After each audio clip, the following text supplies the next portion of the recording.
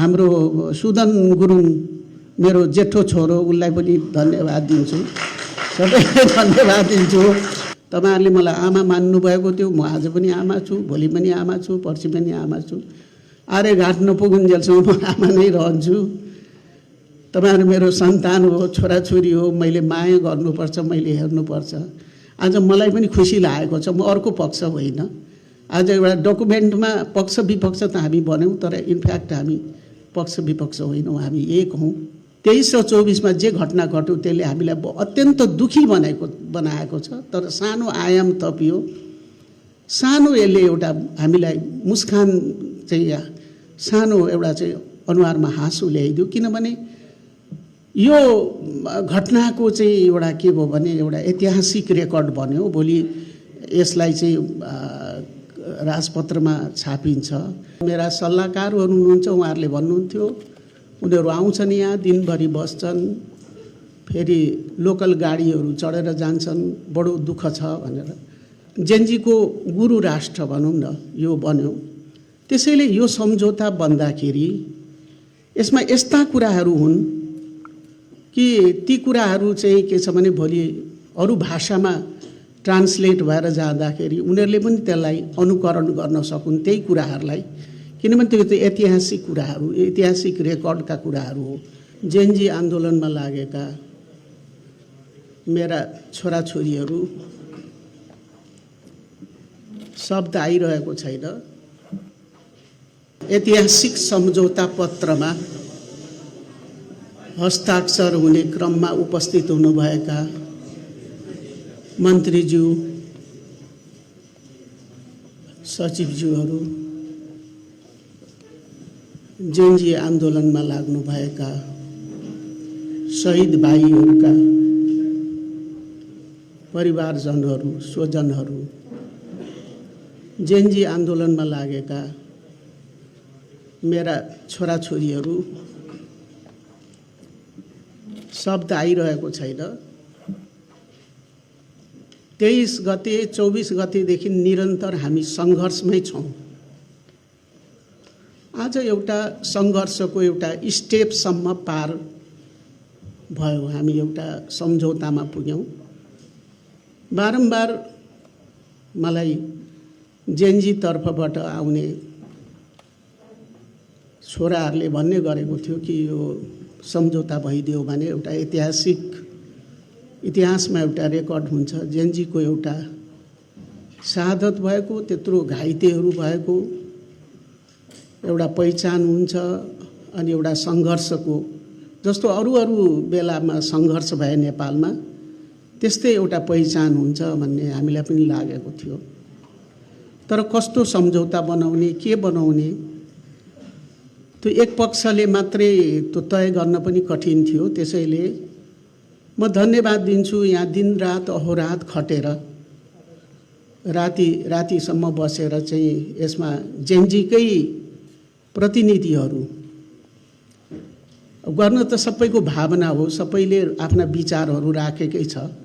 तर केहीले त रातो दिन अहोरात्र मेरा सल्लाहकारहरू हुनुहुन्छ, उहाँहरूले भन्नुहुन्थ्यो उनीहरू आउँछन् यहाँ, दिनभरि बस्छन्, फेरि लोकल गाडीहरू चढेर जान्छन्, बडो दुःख छ भनेर।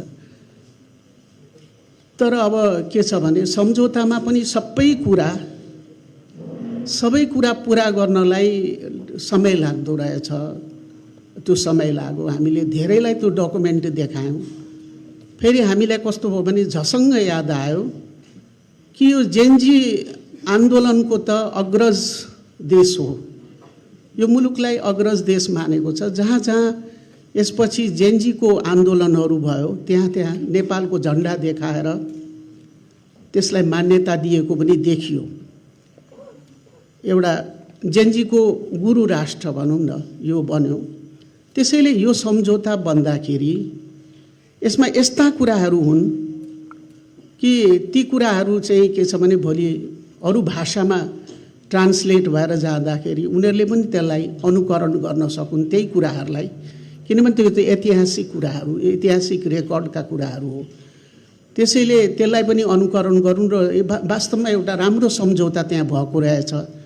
सरकार पक्षबाट र जेनजीहरूको बिचमा घाइते अथवादेखि जो शहादत पाए, जो चाहिँ अहिले शहीदका रूपमा नामाकरण भएका छन्, उनीहरू र आन्दोलन गर्ने पक्षहरू जेनजीहरू छन्, उनीहरूको बिचमा एउटा राम्रो सम्झौता भएको रहेछ भन्ने अरूले पनि अनुकरण गर्न सक्नु भनेर हामीले दुईटा, एउटा त जेनजीहरूले नै लिएर आउनु भएको प्रतिनिधि हुनुहुन्थ्यो भने हामीले अर्को एउटा अन्तर्राष्ट्रिय अनि त्यसपछि विज्ञ पनि हुनुभएको हामीले सूर्यजीलाईसम्म हामीले अनुरोध गऱ्यौँ, तपाईँ पनि हेरिदिनुहोस् यसमा, यो चाहिँ पछि एउटा अनुकरणीय, एउटा हेर्ने लायक, एउटा चाहिँ सबैले एउटा चाहिँ उ गर्न सक्ने होस् डकुमेन्ट भनेर हामीले गऱ्यौँ। आज त्यो भयो र आज हस्ताक्षर भयो।